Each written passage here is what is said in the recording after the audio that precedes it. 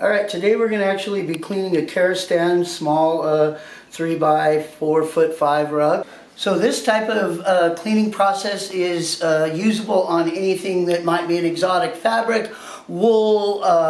You know, we don't really mess with silk, it's a big problem, but wool being the primary exotic that we're going to be cleaning. Sometimes you'll have some camel hair, and you'll have a few others that might be natural grass fibers, etc., and you probably want to be delicate and do those by hand as well. The process for me to hand clean this rug will probably take anywhere from 10-15 minutes at the most. Set all the tools out here that I'm going to use today. A pair of gloves, some cleaning towels and rags, as well as a grooming brush. I did get some double-sided tape just in case I needed to hold something still while I was cleaning it. Probably won't need that today, but it's out in case I do. I got my trimming shears because there was a few spots on here that I wanted to trim. And I also have a shaver that will probably help me get some of that loose nap off, make the job look better at the end of it. My sponge is going to be, because this is a Karastan wool rug, I'm always going to prefer to clean those kind of things by hand. I've prepared my cleaning solution already.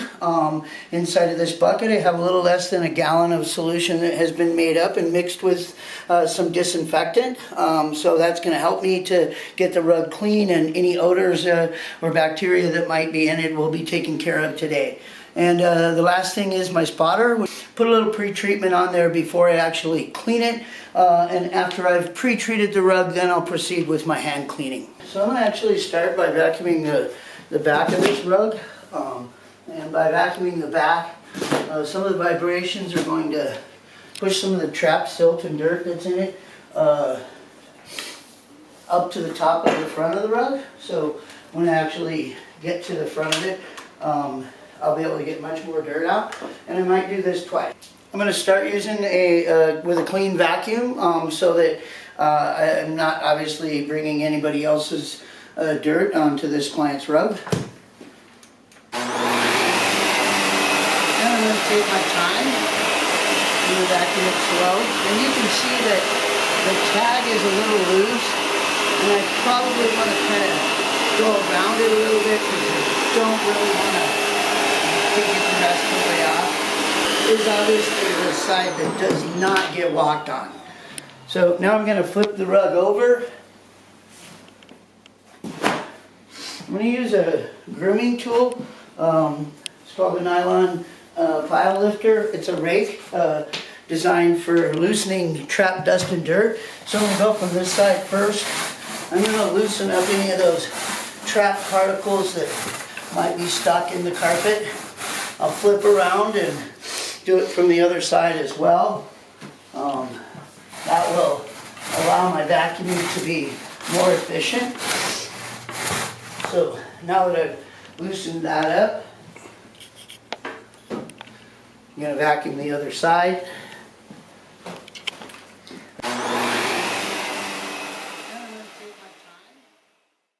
So that should do it for prepping the rug to be clean. It actually has not been cleaned yet, and just a quick peek if you want to see again that rug. What came out of it was quite a bit of its loose particles, as well as it looks like some pet fur might have been in there.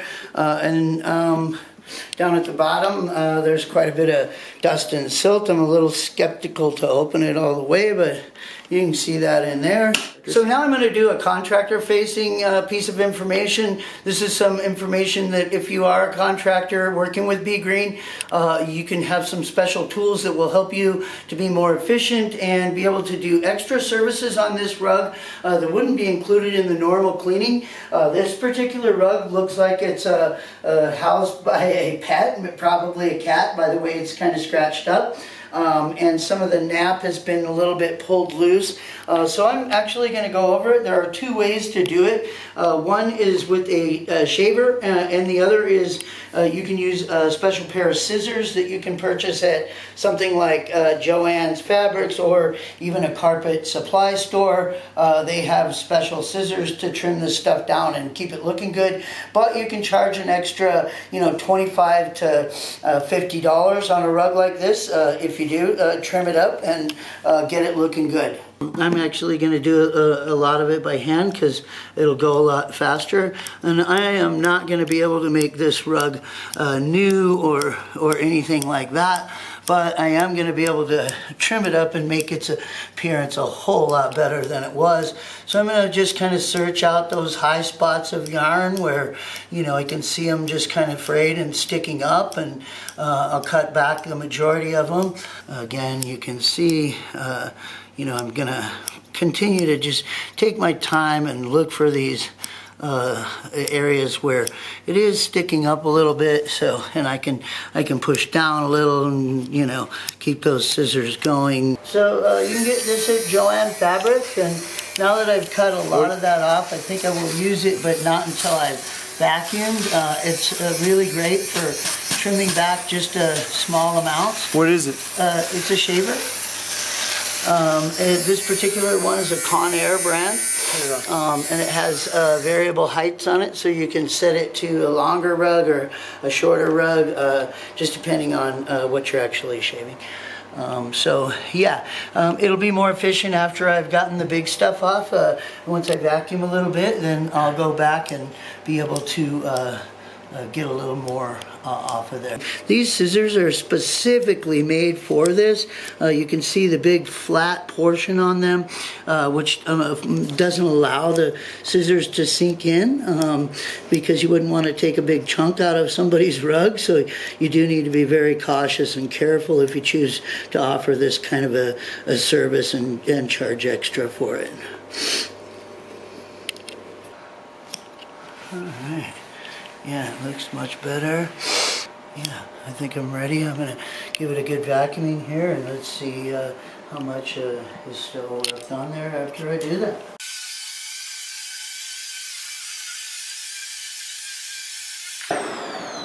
You can see got quite a bit in there. So I'm going to start by pre-treating this rug. I'm just going to use a light mist of a protein spotter.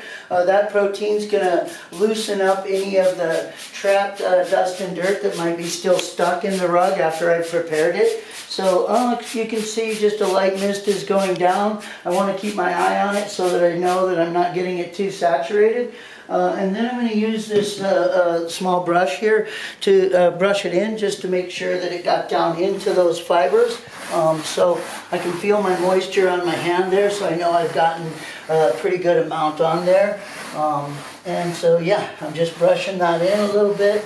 Going to go over the whole rug, make sure that I've got that everywhere. And one thing I want to point out, when you're doing any kind of a exotic rug, or even just an area rug that might be a synthetic fabric, they wrap this edge usually in a cotton binding, and that cotton can shrink very easily. So when I clean today, I'm going to kind of avoid this cotton edge. I will use a rag that's been cleaning solution has been soaked into, and I'll keep it as dry as possible, but I will want to wipe that out by hand. Alright, so the spotter's been on the carpet for a little less than 5 minutes. I want to get to work on it in between that 5 and 10 minute moment. So right now I'm going to get ready and put some protection on my hands. I'm going to use a grout sponge to clean this today because it's the most thorough and efficient way to clean a rug like this. And I'm also going to use a microfiber to go around those edges like we talked about. So just to make sure my solution's stirred up really well, and just reach in there, make sure it's all mixed. Again, the solutions I'm using today are natural and organic, but they will tend to dry out your skin, so I do want to have protective gloves on if I'm submersing my hands in it. So this is the rag I'm going to use to go around the edges. I'm going to go ahead and put some solution in it, and then I'm going to wring it out really thoroughly so there's no drippy water in it. It's just going to be for a quick go around.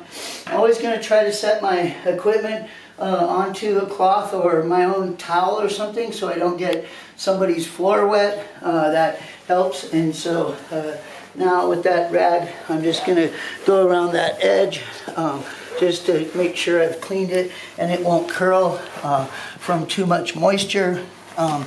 So as I go around it, I'm squeezing pretty hard on it. If there were any spots, which there aren't, I would probably go a little slower in that area and scrub it pretty thoroughly with this dry rag. You can see it making some white foam. The white foam is how the enzyme we're using really works best and cleans today. So the cleaning solution is a shampoo based with an enzyme, and it makes a great difference. So I'm probably going to do about half of this rug with the cleaning so that we can see the result. I won't be needing that rag anymore, so I can just put it into my bucket. So now I'm going to start the cleaning process.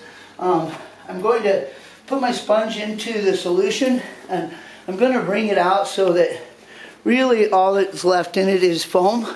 So you can see it's not dripping with water, and that foam is going to be the primary agent that I use to clean today. I don't want to get it too, like I said, on that edge. So you can see I'm getting close to it, but I don't want to get too close. So I'm going to just do this rug in like maybe 3 sections.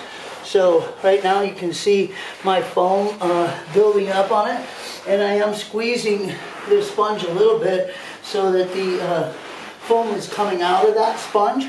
And once I get a good little amount of the foam in there, then I'm going to give it a good scrubbing.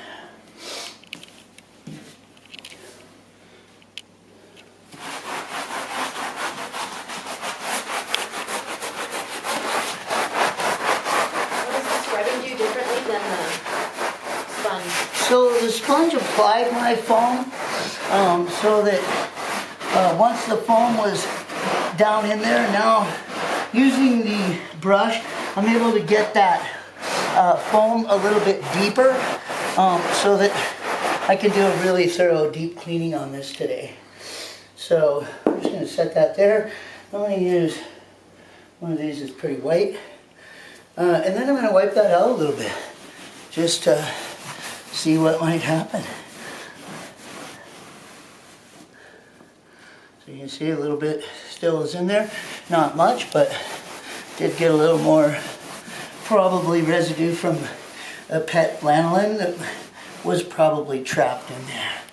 So as I bring this thing back the way the nap runs, you can probably see a little bit of a difference between what's clean and what's not.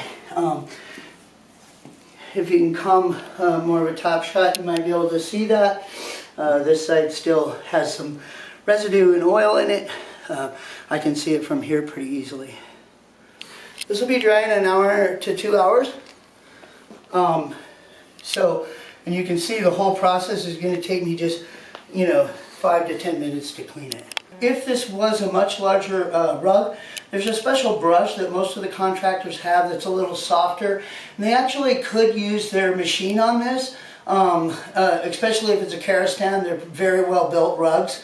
But if they wanted to do it by hand, which is, I'm preferential to doing them by hand, I would, yes, do it in quarters sections where I did, 4 different quarters to clean the whole rug.